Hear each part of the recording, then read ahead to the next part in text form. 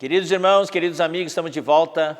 Bien-aimés frères et amis, nous sommes de retour pour un nouveau tutoriel de livre 3 de cette série de la nourriture quotidienne intitulée Le vaccin contre le virus de l'iniquité. Aujourd'hui, nous allons voir la deuxième semaine. Nous allons continuer un peu la première partie sur le mystère de l'iniquité. C'est un sujet assez vaste. Je crois que de tous les messages qui sont dans la nourriture quotidienne, ce message, la semaine est le plus long de tous. Même pour la nourriture quotidienne, c'est la semaine la plus longue, car le sujet est si vaste. Nous allons voir aujourd'hui deux sujets principaux. L'avènement du Seigneur. Tous les événements de l'avènement du Seigneur, en grec c'est parousie, en portugais parousie, en grec c'est parousia. En portugais c'est parousia sans le O. L'avènement du Seigneur. Et le deuxième sujet principal de cette semaine, c'est l'Antéchrist. Les caractéristiques de l'Antéchrist. Qui est-ce? Nous allons faire comme la semaine dernière. Chaque jour, nous allons suivre avec les versets et expliquer. Il est clair, le sujet est si vaste. Nous n'allons pas entrer dans les détails, mais j'espère que vous pourrez lire cela, lire et noter, car c'est une rare opportunité que nous avons de voir avec tous les détails ce sujet si important qu'est l'avènement du Seigneur, les événements de l'avènement du Seigneur, et aussi sur cette personne de l'Antichrist. Bon, allons-y. Premièrement, on va lire le verset 1. Lundi, il parle de notre ligne théologique. Nous allons expliquer un peu ce que cela veut dire. Au verset 1 dit ceci. Frères, ce qui est en rapport à l'avènement de notre Seigneur Jésus et notre réunion avec lui, nous vous exhortons. Nous vous prions. Donc, Paul ici est en train de demander, ici, exhorter veut dire demander. Paul est en train de leur demander quelque chose. Nous allons voir le verset 2. Verset 2 qui continue, c'est 2 Thessaloniciens 2, 2. 2 Thessaloniciens 2, 2 qui montre ce que Paul veut dire par cela. Ici au verset 1, au verset 2, Paul demande, il montre ce qu'il était en train de leur demander. Pourquoi Paul a écrit cela? Frères, ce qui concerne l'avènement, ici en grec, c'est parousia en grec. Je vais expliquer bientôt lorsque nous allons aborder le sujet de mardi, ce que signifie ce mot. Ce qui s'est passé, c'est que les Thessaloniciens, par le fait que Paul n'est pas resté temps suffisant avec eux, ils étaient en train d'apprendre aussi sur l'avènement du Seigneur. Mais ils n'ont pas eu un enseignement complet et il y avait un manquement. Alors Paul avait dû s'en aller d'une manière inespérée, précipitée à cause de la persécution qui s'est élevée contre lui. Et il n'a pas réussi à transmettre toutes les vérités aux Thessaloniciens. Ils avaient une certaine idée erronée sur l'avènement du Seigneur. Ils savaient que le Seigneur reviendrait déjà. C'est pour cela que certains ne voulaient même plus travailler. Et donc, ils ont arrêté d'avoir une vie normale. Alors, Paul voulait corriger cela. Nous voyons ici, déjà la semaine dernière, que Paul, dans 2 Thessaloniciens, a donné une parole d'encouragement, puis après une parole de correction, encore une parole d'encouragement, puis une parole de correction. Ici aussi, Paul est en train de donner leur donner une parole de correction. Allons à mardi. Ce que Paul voulait leur expliquer, c'est que afin que Jésus puisse venir, il y a certaines choses qui doivent se passer avant. Et nous allons aborder cela samedi. Ce que nous allons faire maintenant, c'est insérer une parole de mardi, mercredi, jeudi et vendredi sur l'avènement du Seigneur, afin que nous comprenions c'est quoi l'avènement du Seigneur. Ce mot parousie En grec, c'est parousia, P-A-R-O-U-S-I-A. En portugais, c'est P-A-R-U-S-I-A. Parousia ou parousia. Ce mot en grec signifie présence. Donc, si vous lisez les versets dans 1 Thessaloniciens 2, 19, 3, 13, 4, 15, 5, 23 et Matthieu 24, versets 1 à 3, il y a d'autres passages. La présence, cela signifie présence. Pourquoi donc présence? Je vais rapidement vous expliquer ce que veut dire parousia, le mot venir. C'est pour ça que, en parlant d'Andy, parle de notre ligne théologique. Maintenant, je veux parler de cela en mettant tout ensemble. Il existe plusieurs lignes théologiques par rapport à l'avènement du Seigneur. Il y a la ligne de l'enlèvement pré-tribulationniste et de l'enlèvement post-tribulationniste. Même par rapport au millénaire, il y a la ligne de ceux qui ne croient pas au millénaire, la ligne amilléniariste, mais nous croyons au millénaire. Frères, nous ne sommes pas ici pour discuter des doctrines avec les autres lignes théologiques, avec les autres groupes chrétiens ou d'autres enseignements. Chaque groupe chrétien a sa ligne théologique. C'est inévitable. C'est la manière dont nous comprenons la Bible. Mais il y a quelque chose que nous voulons que ce soit clair pour chacun de vous, que ce soit, afin que vous soyez tranquille. Je l'ai dit dans le message aussi. C'est que nous sommes si sûrs de notre ligne théologique car c'est basé sur un enseignement très orthodoxe et fondamentaliste. C'est un enseignement des frères unis, Watchman, Witness Lee, les frères Dong. Donc, nous connaissons la ligne que nous suivons et nous voulons que vous, bien-aimés frères, que vous ayez confiance en la parole qui vous est transmise. Et dans notre ligne théologique, nous croyons qu'il y aura un enlèvement avant la grande tribulation pour une minorité de chrétiens. Une minorité de chrétiens qui sont les vainqueurs, qui seront matures, mûrs avant la grande tribulation, qui auront mûri durant cette ère et prêts pour être cueillis. Apocalypse 14 les appelle ceux-là qui seront enlevés avant, prémices. Vous savez, toute cueillette, tout arbre fructifié produit les prémices, les fruits qui mûrissent en premier sont cueillis pour la maison du propriétaire. Et après, il y a donc le gros de la cueillette qui va au marché. Ça, c'est la grande récolte. La Bible est claire là-dessus. Apocalypse 14, nous avons les prémices. Et après, Apocalypse 14, même certains versets plus tard, parlent de la grande récolte. Donc, la grande récolte, c'est après la grande tribulation. La grande majorité des chrétiens qui n'auront pas mûri avant la grande tribulation vont traverser la grande tribulation afin de mûrir. Et certains d'entre eux ne seront même pas encore matures. Et il y aura donc un enlèvement avant la grande tribulation et après la grande tribulation. Je ne vais pas entrer dans les détails car nous n'aurons pas le temps suffisant. La parousie est en rapport à cette période de l'enlèvement des vainqueurs avant la grande tribulation jusqu'à l'enlèvement des chrétiens après la grande tribulation. C'est-à-dire que dans notre ligne théologique, il y aura deux enlèvements. L'enlèvement des vainqueurs, ceux qui auront mûri avant la grande tribulation, au milieu des 7 ans, juste avant, un tout petit peu avant la moitié, un petit temps avant l'apparition de l'Antichrist.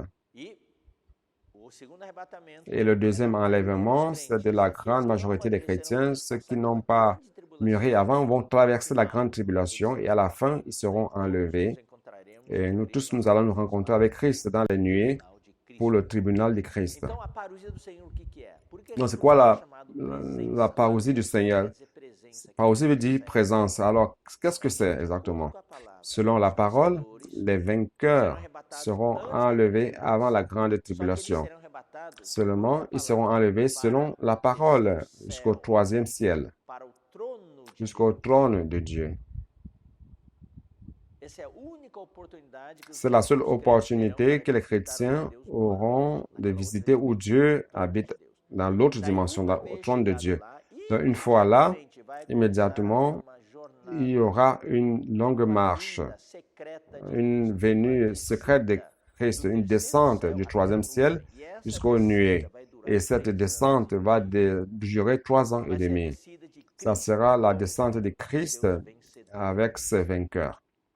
Et ces vainqueurs auront la présence physique de Christ. C'est pour cela qu'on a le mot parousie qui veut dire présence. C'est-à-dire que ce sera une venue qui va durer 3 ans et demi. Il y a eu l'enlèvement des vainqueurs et il y aura l'avènement de Christ secret durant 3 ans et demi. Christ sera enveloppé de nuées et descendront du troisième ciel jusqu'aux nuées. Et cette période est appelée la parousie du Seigneur, 3 ans et demi. Et lorsqu'ils seront parvenus aux nuées à la fin de la grande tribulation, Christ sera debout. Il ne sera plus entouré des nuées, mais il sera debout sur les nuées de manière visible. Et on va sonner la dernière trompette et la majorité des chrétiens qui auront traversé la grande tribulation seront enlevés. Et nous aurons une rencontre avec le Seigneur dans les airs. Et là, il y aura le tribunal de Christ. OK? Maintenant, on va dans ce qui est dans mardi. Nous avons expliqué ce qui est parousie. Donc, premièrement, c'est l'enlèvement des vainqueurs. Et ces vainqueurs sont représentés par l'enfant mâle de Apocalypse 12, versets 5 à 6, et par les prémices d'Apocalypse 14, versets 1 et 4. Dans Matthieu 24, qu'est-ce qu'il est dit? Dans Matthieu 24, allons lire rapidement. On ne va pas lire tous les versets. Je vais juste mentionner Matthieu chapitre 24. Il y a un avertissement du Seigneur par rapport à son avènement. Il a parlé des jours de Noé, que l'avènement du Seigneur sera comme le jour de Noé. Vous voyez dans le verset 40, il dit ceci. Alors, des 2 hommes qui seront dans un champ, l'un sera pris et l'autre laissé. Donc, 2 chrétiens. De 2 femmes qui moudront à la meule, l'une sera prise et l'autre laissée. 2 chrétiennes. Pourquoi? 2 croyantes. Pourquoi? Parce que le verset suivant dit ceci. Veillez donc. Jésus ne dirait jamais à un incrédule de veiller. L'incrédule ne sait pas ce que c'est que veiller. Donc, cette parole, c'est pour les chrétiens. Jésus a parlé aux chrétiens, aux disciples. Vous devez veiller. Car si vous ne veillez pas, vous deux, vous pourrez être des chrétiens, mais l'un sera laissé et l'autre pris. OK? Apocalypse 3, 10. Que le vainqueur sera épargné de la tribulation. L'enfant mâle et les prémices. Tous les 2 représentent les vainqueurs. Il existe certains détails. Nous ne voulons pas mettre l'accent sur ces détails.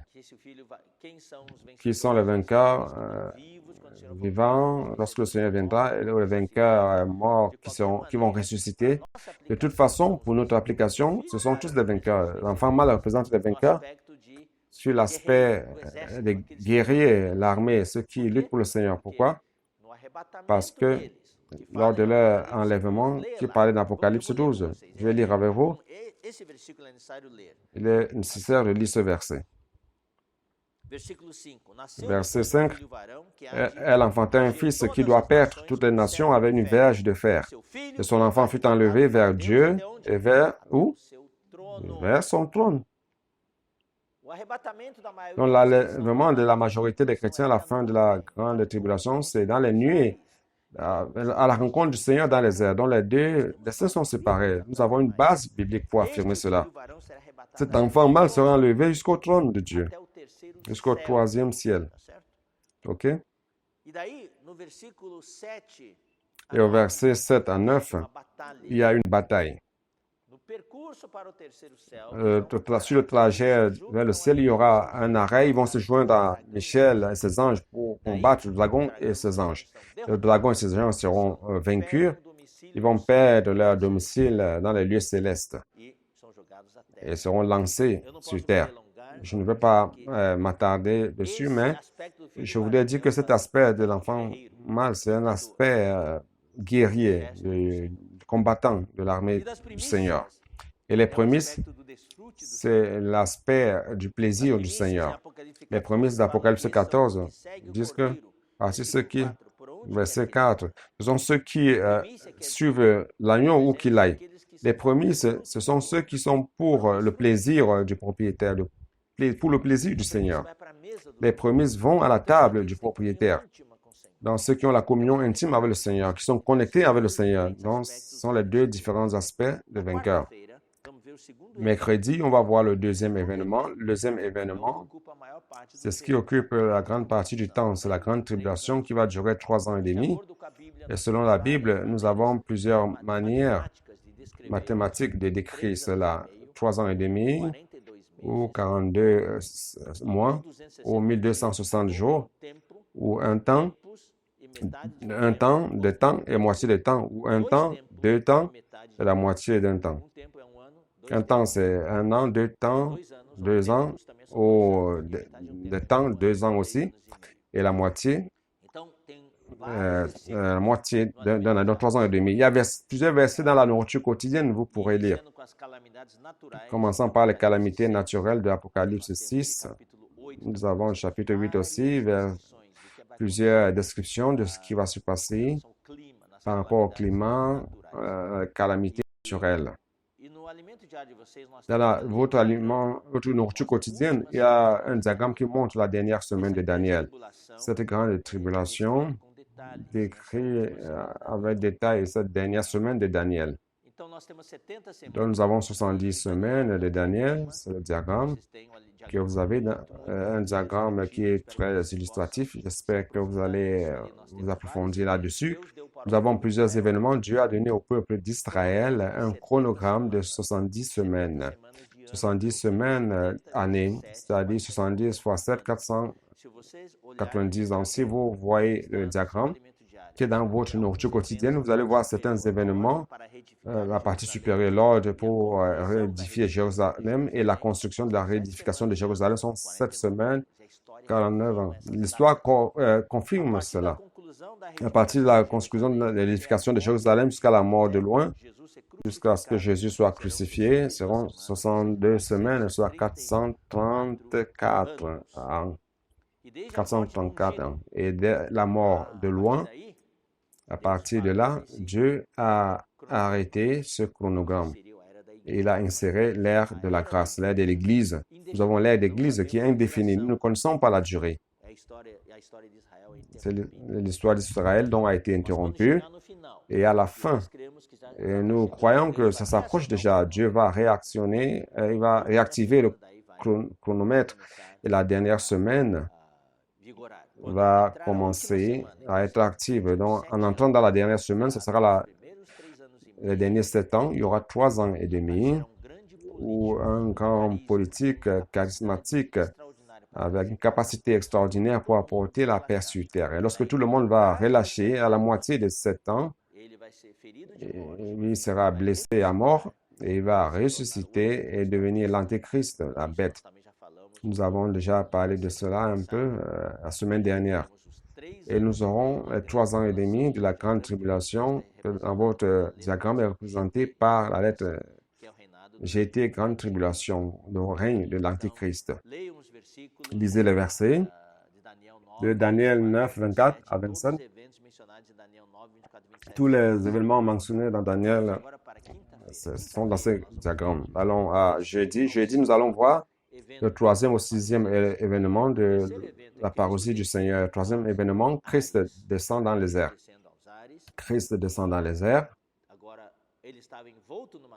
Il est entouré de nuages. Apocalypse 10, 1 dit qu'il est entouré de nuages. Apocalypse 14.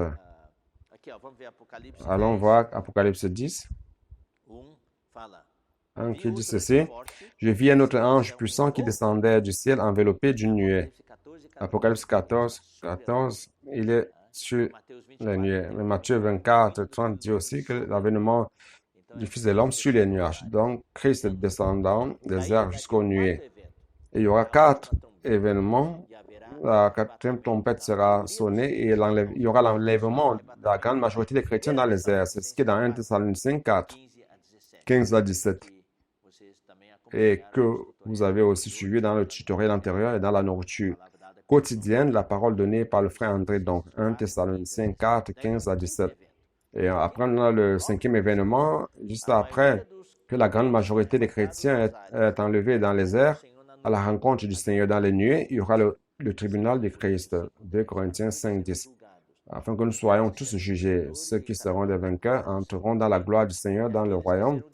Et ceux qui seront disciplinés pour n'avoir pas mûri à temps seront lancés dans le noir, les ténèbres de l'extérieur, les pleurs et les grincements dedans pour 1000 ans. Et après le jugement au tribunal de Christ, il y aura l'événement numéro 6, qui est la noce de l'agneau, les noces de l'agneau, cérémonie de mariage du Seigneur, des noces du Seigneur avec sa fiancée qui sont les vainqueurs.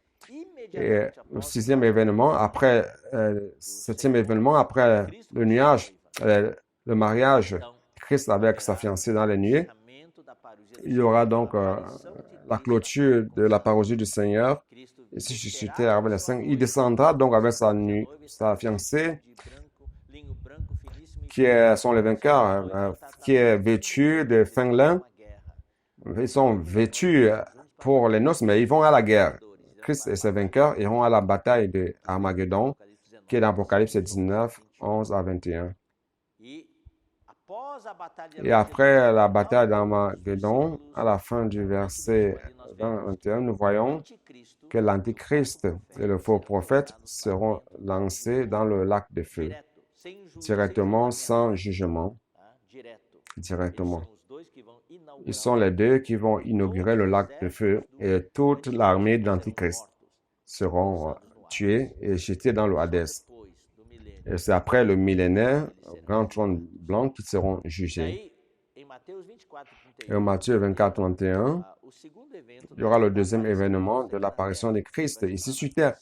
Il va joindre sur la terre sainte tous les Juifs qui sont dispersés sur tous les coins de la terre. Et ceux qui ont survécu à la bataille d'Armageddon. Nous savons que 2 tiers des Juifs vont mourir dans cette bataille-là. C'est-à-dire que l'Antéchrist va tuer 2 tiers des Juifs avant que Christ ne vaincre l'Antéchrist. Et ceux qui auront survécu, c'est ceux qui auront pris soin du royaume messianique ici sur terre. Et ils régneront avec Christ dans la partie terrestre. Au chapitre 25 de Matthieu, verset 31-32, nous avons le jugement des vivants. Les incrédules qui ont survécu à la grande tribulation, Dieu va les séparer. Il va séparer les boucs de cabris. Les boucs des... Nous n'allons pas entrer dans les détails, vous allez lire cela. C'est le jugement des vivants. Timothée 4.1, un autre verset qui parle du jugement des vivants et des morts. Je voudrais que ce soit clair, le jugement des morts, ce n'est pas maintenant. Les incrédules et les morts seront jugés juste après le millénaire. Apocalypse chapitre 20, verset 11 à 15. Après le millénaire, devant le grand trône blanc. Alors maintenant, samedi et dimanche, on va parler un peu de l'Antichrist, ses caractéristiques. Maintenant, nous allons lire le verset 2 de Thessaloniciens 2, 2. À la fin du verset 1, Paul dit, je vous exhorte afin que vous ne soyez pas troublés, ne permettez pas que Satan trouble votre pensée avec facilité. Donc, ne vous alarmez pas, n'ayez pas peur que ce ne soit pas l'esprit. Ici, l'esprit ici, ce n'est pas l'Esprit Saint. C'est le faux esprit. Les faux prophètes, le faux esprit. 1 Corinthiens 12, 8 à 10 dit que nous devons avoir la capacité de discerner les esprits. Si ceci vient de l'Esprit Saint ou ça vient des faux esprits. Jean 4, 1 dit qu'à la fin de la fin, il y aura des faux esprits, soit par parole, par quelques lettres, comme qu'on dirait venir de nous. Nous n'avons pas écrit ces choses, comme si le jour du Seigneur était déjà là. Donc voici leur manquement. Ils pensaient que le Seigneur venait déjà. Et Paul explique au verset 3 que personne ne vous séduise d'aucune manière, car il ne faut que l'apostasie soit arrivée auparavant. Donc, il faut qu'il y ait déjà quelque chose qui se passe qui s'appelle apostasie, qui est une déviation de la parole de la Bible, une séparation, un abandon, une désertion.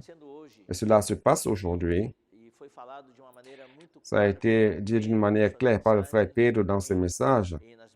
Et dans mes messages aussi, nous avons beaucoup parlé de cela. Nous avons dit qu'aujourd'hui, ce qui existe, c'est une déviation de la parole de Dieu, un abandon de la parole de Dieu. Les personnes veulent tout simplement se soumettre.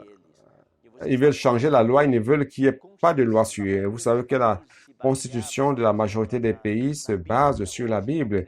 Aujourd'hui, ils veulent enlever tous ces éléments, c'est-à-dire que les personnes ne veulent plus la loi. Et l'Antichrist, c'est quoi l'Antichrist? L'Antichrist, c'est l'homme de l'iniquité, l'impie, l'homme du péché. Comme nous allons lire d'ici peu, dans ce même verset, l'inique, anomos en grec, ça veut dire sans loi. Il n'a aucune loi, il va se révolter contre toute loi. Sur lui, il n'y aura aucune loi. Il aura la liberté totale de faire tout ce qu'il veut, car sur lui ne s'appliquera aucune loi. Donc, c'est ça la déviation, l'apostasie. Donc, l'avènement du Seigneur ne va pas se passer, car il faut que l'apostasie soit arrivée auparavant et qu'on ait vu apparaître l'homme du péché, fils de la perdition. Voici deux qualificatifs qu'il a. L'homme du péché. Daniel chapitre 7, il y a plusieurs versets. Daniel chapitre 8, Daniel chapitre 9, Apocalypse 13 et Apocalypse 19.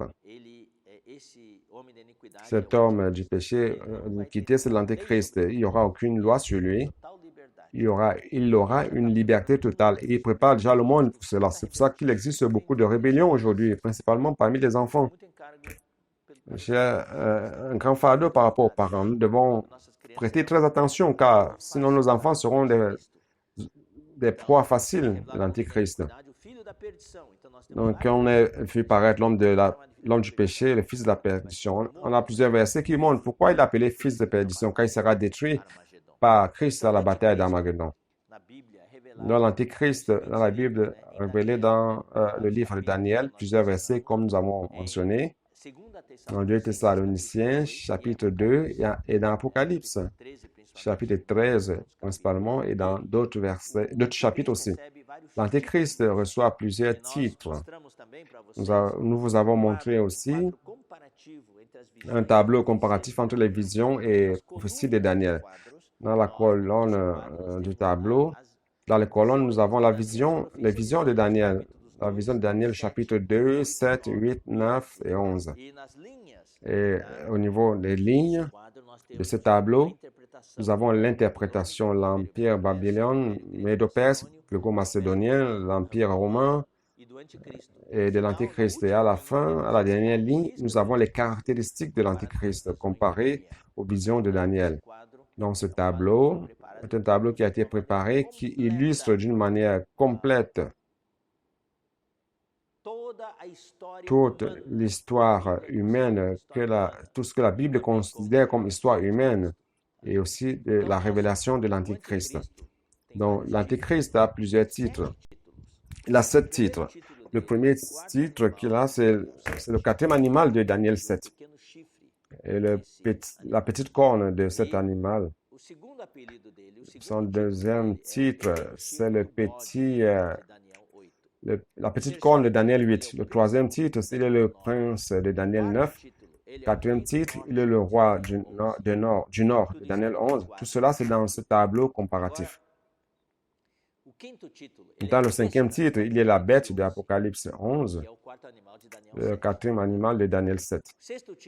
Le 6e titre, il est l'ange de l'abîme de Apocalypse 9. Le 7e titre, ce que nous voyons ici dans 2 Thessaloniciens, chapitre 2, il est l'homme de l'iniquité, le fils de la perdition. Alors maintenant, à dimanche. Dimanche, nous voyons que l'Antéchrist a l'image et la ressemblance de Satan. Verset 4, l'adversaire qui s'élève au-dessus de tout ce qu'on appelle Dieu. Il ne veut aucune loi, il ne veut pas Dieu, il ne veut pas avoir la loi de Dieu sur lui, ni objet de culte ou d'adoration. Tout ce qu'on appelle Dieu et ou de ce qu'on adore jusqu'à s'asseoir dans le temple de Dieu, se proclamant lui-même Dieu. S'asseoir dans le sanctuaire de Dieu, il y aura une image, il va créer une image de la bête, et il va demander au faux prophète de mettre cette image dans le Saint des Saints, où se trouve le trône de Dieu. C'est-à-dire qu'il va s'asseoir là-bas. Et ce sanctuaire de Dieu, c'est le temple qui aura été construit à Israël durant cette période de paix de 3 ans et demi, la dernière semaine de Daniel. Ça, c'est l'Antichrist. Sa prétention, son arrogance. Verset 5. Ne vous souvenez-vous pas que je vous disais ces choses lorsque j'étais encore chez vous? Et maintenant, vous savez ce qui le retient afin qu'il ne paraisse qu'en son temps. Car, verset 7, car le mystère de l'iniquité agit déjà, il faut seulement que celui qui le retient encore ait disparu. Paul n'a pas expliqué ce qui le retient.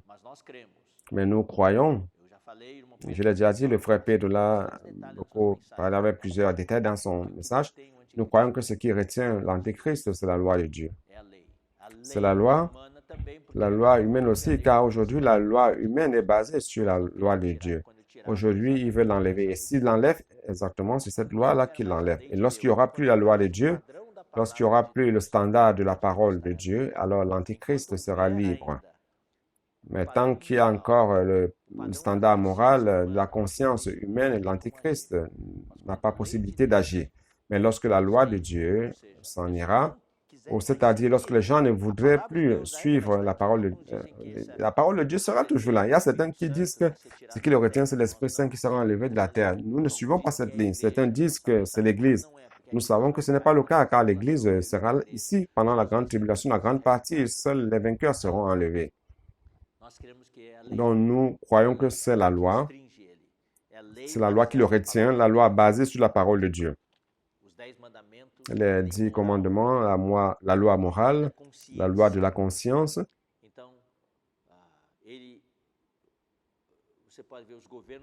Vous pouvez voir les gouvernements humains, comme nous sommes dit, les gouvernements humains veulent enlever la loi. Ils ne veulent plus cette loi, ils veulent la rejeter, l'ébranler. Alors, lorsque cette loi sera enlevée, l'Antichrist aura une liberté totale. Donc, le mystère de l'iniquité, frère, opère déjà dans les coulisses.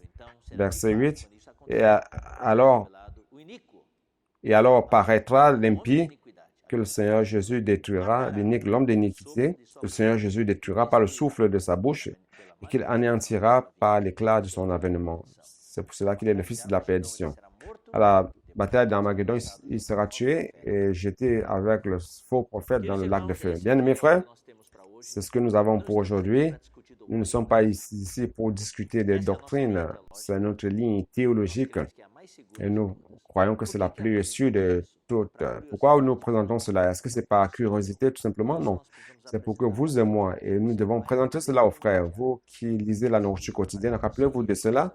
C'est afin que vous et moi, que nous puissions nous préparer pour le retour du Seigneur. C'est ça le mot-clé.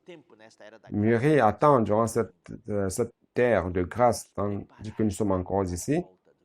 Nous sommes encore ici pour nous préparer au retour du Seigneur. Le temps presse, le temps passe. La bataille entre le royaume de Dieu et le royaume de Satan, le Seigneur veut que nous soyons focalisés, que nous soyons dans le compromis et nous nous enrôlions dans son armée pour participer un jour à cette bataille finale d'Armageddon avec Christ, sa fiancée guerrière. Et nous vaincrons l'Antéchrist, le faux prophète de son armée. Que Dieu vous bénisse. Cliquez sur le j'aime de la page de l'Institut, le like, et présentez aussi l'Institut à d'autres personnes, la page de l'Institut à d'autres personnes, afin qu'elles s'inscrivent, qu'elles puissent cliquer sur le like aussi, que nous puissions parvenir à 100 000 inscrits. Et très bientôt, nous allons y parvenir. Commentez en bas si vous avez été aidé. Écrivez votre témoignage, comment vous avez été aidé. La semaine prochaine, nous serons encore ensemble. Que Dieu vous bénisse et à la prochaine opportunité.